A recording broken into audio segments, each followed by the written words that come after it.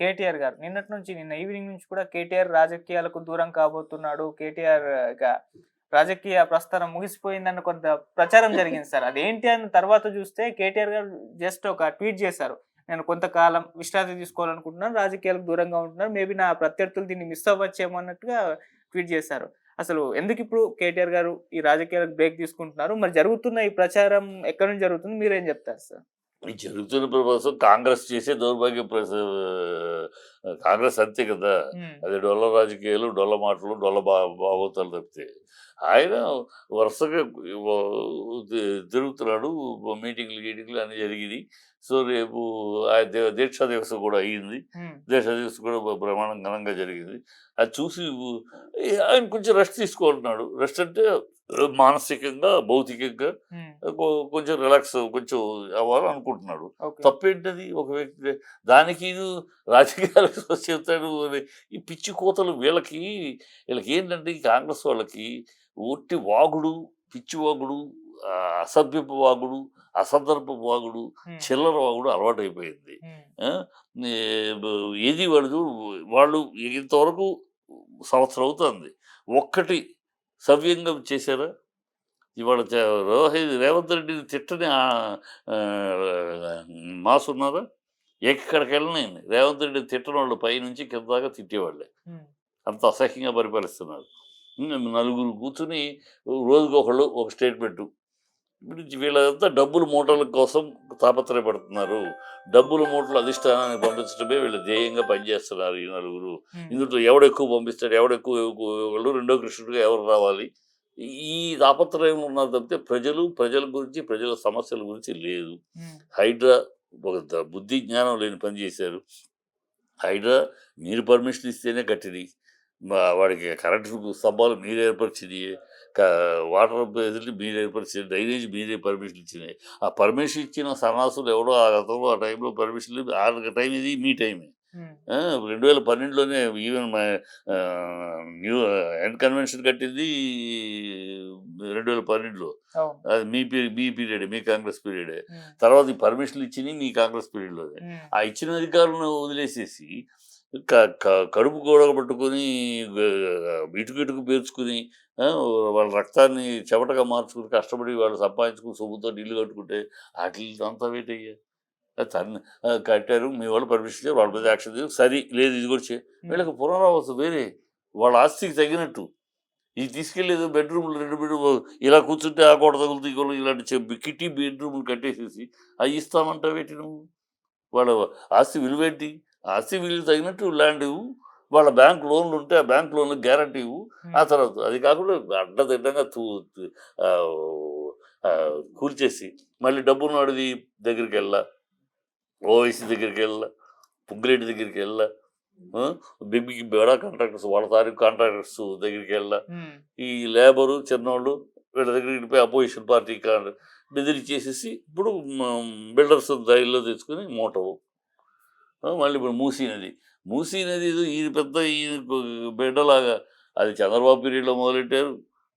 రాజశేఖర రెడ్డి గారి పీరియడ్లో దాన్ని ప్లానింగ్ జరిగింది, డిస్కషన్ జరిగింది.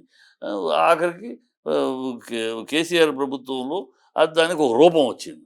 రూపం వచ్చి బ్రిడ్జిలు ఎన్ని కట్టాలి, ఎంత మొత్తం 6500 కిలోమీటర్లు. 6500 కిలోమీటర్ల డిస్టెన్స్ చాలు అక్కడ నుంచి నీళ్ళు ఇక్కడ రావడానికి.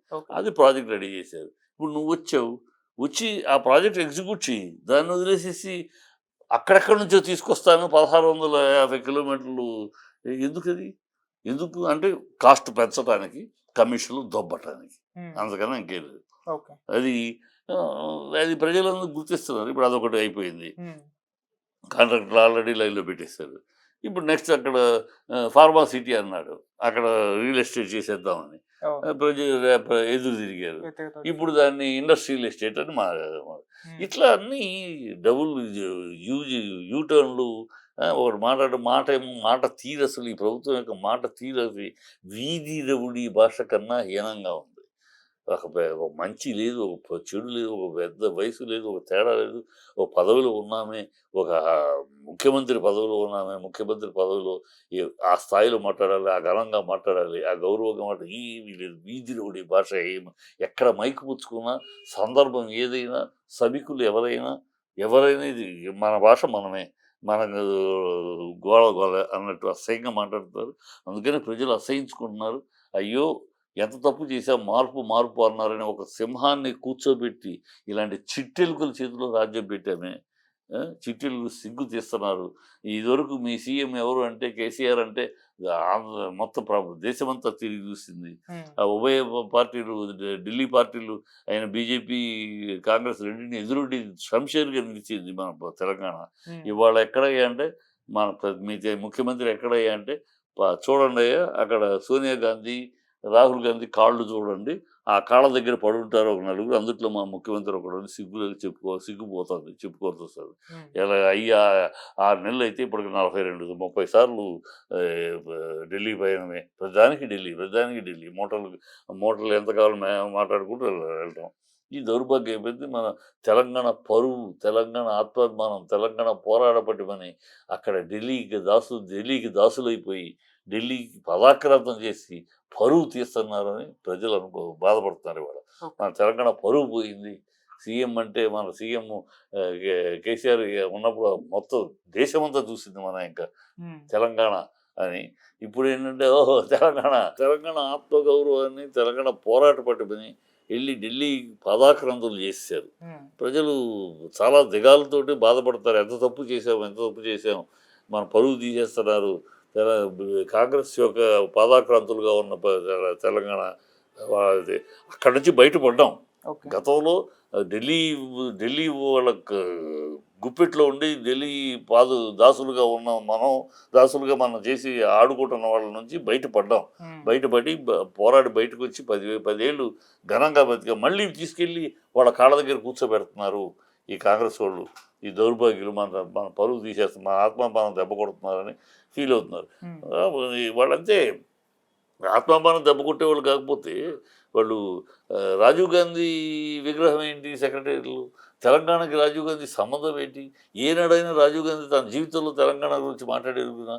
పైగా తెలంగాణ ముఖ్యమంత్రి అయిన అంజయ్‌ని ఆఫ్టర్ ఆల్ ఎంపీగా ఉన్నాడు ఇప్పుడు రాజీవ్ గాంధీ. ఉమ్, ఎంపీగా ఉండి ఒక రాష్ట్ర ముఖ్యమంత్రి తెలంగాణ మంత్రి అంజయ్ గారిని ఎయిర్‌పోర్ట్‌లో అందరి ముందు తోలనాడి ఆయన అబ్యూస్ చేసి ఆయన కోప్పడి ఆయన పాపం కంట తడి పెట్టుకుని అంత అవమానించాడు ఒక తెలంగాణ.